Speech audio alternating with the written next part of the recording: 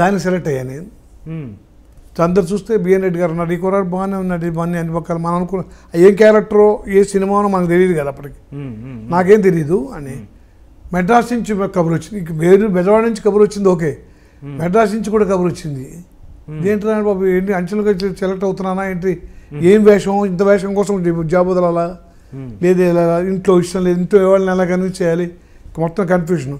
ఏదైనా సరే సండేస్ నాకు సండే మటుకు I can't leave my job అని చెప్పాను. సండేనే అరేంజ్ చేశారు వాళ్ళు, అంటే సండేకి రోజు కొంతమంది చేస్తున్నారు. నేను వచ్చి అప్పుడు సర్కార్ ఎక్స్ప్రెస్ ఉంది, సర్కార్ ఎక్స్ప్రెస్ ఎక్కించారు. దాంతోపాటు కొంతమంది వైజాగ్ నుంచి వచ్చేవాళ్ళు అందరూ కూడా జాయిన్ అయ్యాం, కుర్రాళ్ళు అని.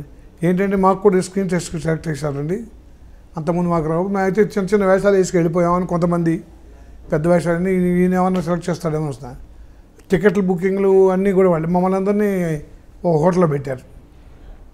మా స్టేషన్ కారు వచ్చింది, ఎంత తర్వాత ఆ రోజునే దిగిన రోజునే 9 గంటలకల్లా రెడీ అవ్వండి మనం. 6 o'clock కల్లా వెళ్ళిపోయింది కదా, 9 o'clock రెడీ అయిపోయాం. ఆడేమో కానీ ఏంటి స్క్రీన్ టెస్ట్ చేస్తారని వాయిని స్టూడియో, ఫస్ట్ టైం నేను వాయిని స్టూడియో చూడటం. 14 ఫ్లోర్లు స్టూడియోలో పెద్ద సెట్టు, లైట్లు ఇట్లు.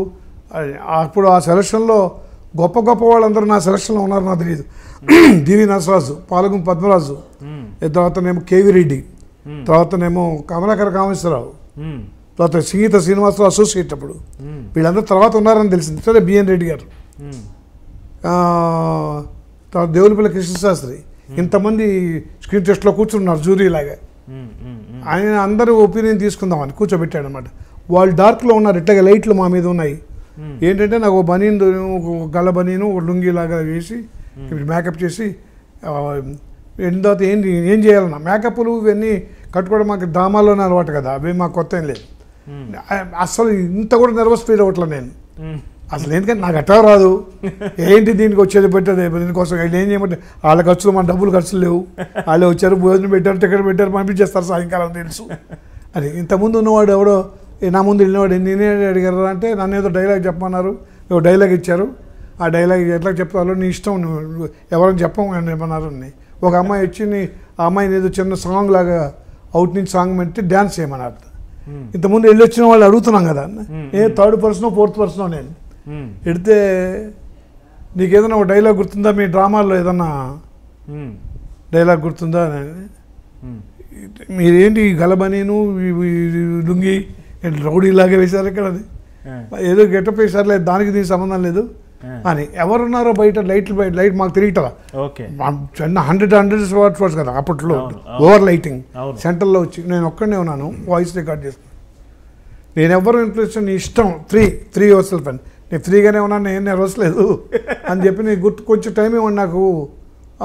అప్పుడు ఎప్పుడో డైలాగులు దేంట్లో గుర్తుంది, ఓ దాంట్లో ఏదో డైలాగ్ చెప్పాను, అది చెప్తాను. పర్వాలేదు, తప్పు ఉప్పు వచ్చినా చెప్పు, అసలు నీ వాయిస్ ఎలా ఉంది, నీ నిర్భయంగా చేస్తున్నావా లేదా, నర్వస్ పెడుతున్నావా, వాకింగ్ ఎలా ఉంది, నీ స్టైల్ ఎలా ఉంది, నీ ప్రొఫైల్ ఎలా ఉంది అని, దానికోసమే తప్ప అని. 3 minutes ఓ డైలాగ్ ఏదో గుర్తుంది, అదే ఆ లేటెస్ట్ డ్రామాలో ఏదో చెప్పేసి. ఇంతేనా ఇంటర్వ్యూ అంటే స్క్రీన్ టెస్ట్ అనుకున్నా. స్క్రీన్ టెస్ట్ అంటే ఫిల్మ్ తీస్తారని, అప్పుడు కాస్ట్ కదా ఫిలిం. తర్వాత అయిన తర్వాత అయిపోయిన తర్వాత మేకప్ తీయమన్నారు, కష్టం. మళ్ళీ మా డ్రెస్సులు వేసుకున్నాం.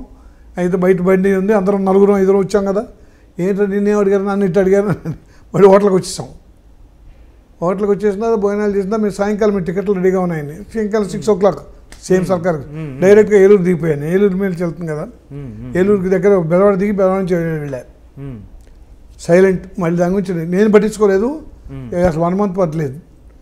చాలామందికి అందరూ క్యూరియాసిటీ, ఏమన్నా వచ్చిందా, డిస్ట్రిబ్యూటర్ ఆఫీస్కి వెళ్తాం, ఏమన్నా అప్పుడు కుర్రాళ్ళు తీసుకెళ్ళారు కదా, ఏమన్నా సెలెక్ట్ అయ్యారా, మాకు ఇన్ఫర్మేషన్ లేదని వాళ్ళు. అక్కడ లోకల్గా అన్ని బెజవాడలో అన్ని ప్రతి వాళ్ళ కంపెనీలకి డిస్ట్రిబ్యూటర్ ఉన్నాయి కదా, నవయుగ వాళ్ళకి ఒకటి, విజయ వాళ్ళకి ఒకటి, వాహిని సంస్థ ఓన్ డిస్ట్రిబ్యూషన్. మాకు ఏదైనా మాకు తెలుస్తుందండి, మాకు ఇన్ఫార్మ్ చేస్తారు, చెప్తే మీకు చెప్తానండి అంటున్నారు. నేను పట్టించుకోవాలి. మా బావ మటుకు వెళ్తున్నాను అనమాట, మా రిలేషన్ సరదాగా. చంద్రశేఖరరావు ఏలూరు అని ఆయన అతను కుర్రాడని ఎవరైనా సెలక్షన్కి వెళ్ళేట్టు కదా, అతను ఏదో సెలెక్ట్ చేశారు ఓ వేషానికి అన్నారు. అంటే ఈయన పరిగెత్తుకు వచ్చేసాడు ఓవర్ నైట్ ఏలూరు.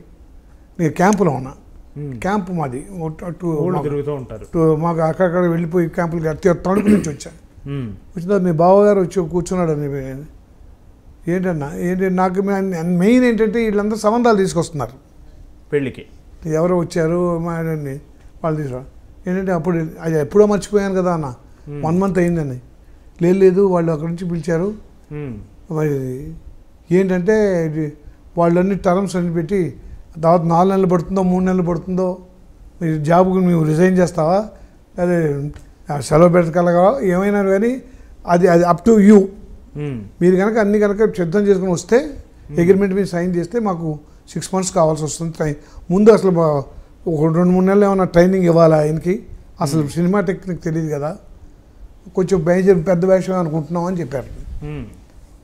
అప్పుడు యాక్చువల్ రియల్ డైలమా అప్పుడు స్టార్ట్ అయిపోయింది నాకు. మంచి ఆపర్చునిటీ అని చెప్తున్నారు, చాకా బ్రహ్మాండం, పెద్ద డైరెక్టర్, పెద్ద బ్యానర్